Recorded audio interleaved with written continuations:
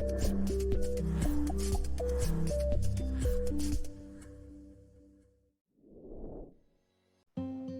Kat. Thank you so much for joining me today on our MWC interview series. Hello, thank you. Did you want to kind of just say hi and give everybody a little bit of background on what it is that you do? Sure. Hi, everybody. My name is Kateryna Kreftsun. I am currently the lead spec writer at Number 10 Architectural Group. Awesome. So can you tell me a little bit more about your background and how or why you got into construction? Sure. I think if we go a little ways back, I was never the sports kid. I was more the creative kid. So I think that already kind of dictated which way I was going to go. And so in university, I ended up going through the environmental design program.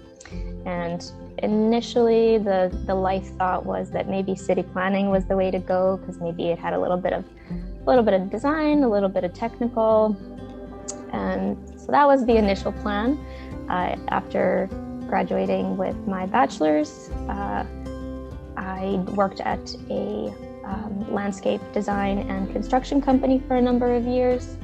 And then there was an opportunity here at Number 10 as a spec writer. And so that is where I went to and where I currently am.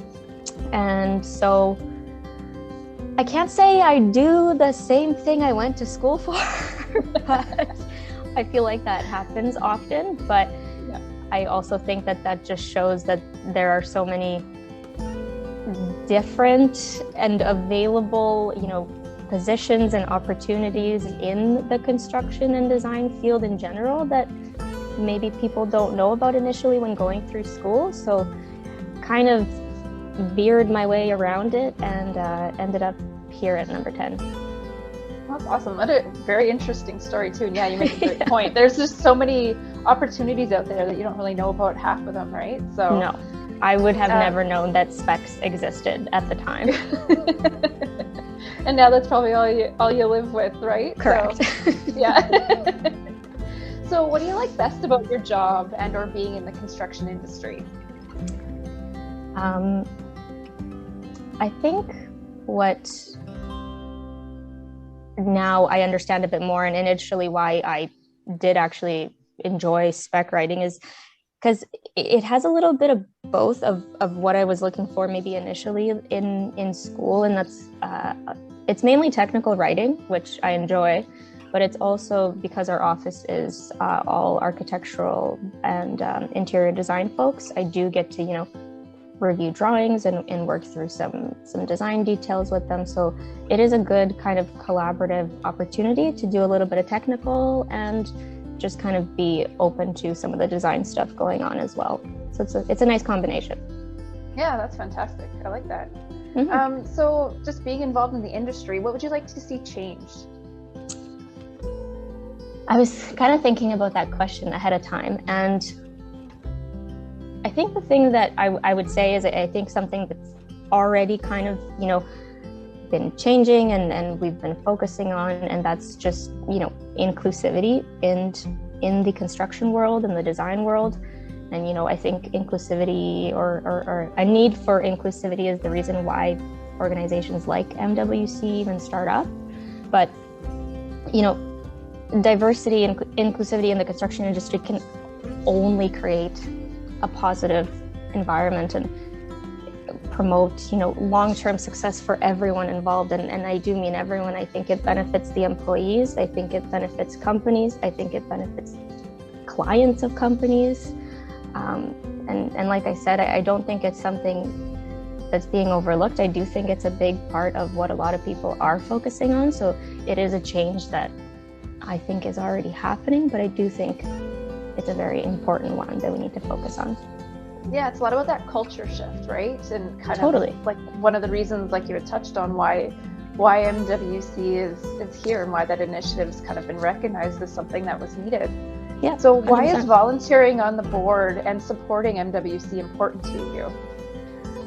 I think initially when I started volunteering, I didn't know what was going to be involved, but kind of looking back now, I think the important part of me being able to volunteer through MWC is to ideally, be able to get another cat at another company involved, and just to show and promote the benefits, of attending events and the confidence that it will bring. I think confidence is like really important, and something that I've kind of learned that came from volunteering, and, bringing people into the same room and, literally talking about the same exact experience that someone else is having, at another place. Right. So yeah, I think initially I didn't know what my goal was when I came to volunteer, but I do think now it's important to me to get other people involved and show them that, it's not scary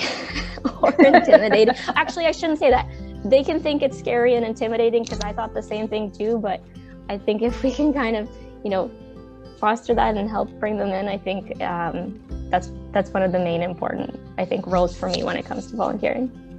Yeah, no, that's fantastic. Yeah, definitely, like, just having that experience and relating to kind of, how intimidating it can be. Yeah, totally. Again, that was me. I was very intimidated. I know. Oh, we were all there. Don't worry. All of us were there. Exactly. Yeah. So we're going to kind of switch gears and get into a little bit more personal questions and kind of just understand a little bit more about you. So what is or has been your most favorite vacation? When I was maybe 20, 21, I got the opportunity to go travel a little bit of Europe with a friend, and we ended up in Switzerland, and it was probably one of the more magical places I've ever seen in my entire life. And now every single day I just have to dream of going back. It's not an easy place to get to or cheap, but it's absolutely beautiful. Yeah. That's awesome. Now you've added one to my bucket list too. Oh yeah. You have to go. If you enjoy mountains and scenery, it's amazing. That's fantastic. Good. So what is your current recommend for book, movie, or TV show? See, I feel like this is a hard one, only because it changes every 24 hours.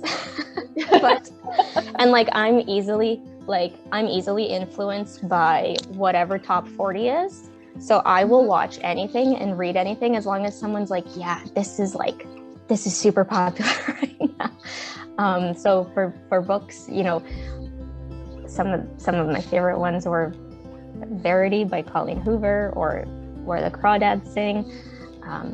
For what I'm watching right now, which I think everybody's obsessed with, is White Lotus on Crave. If you have Crave, you should watch it. Good recommendation. I've heard good things too, yeah.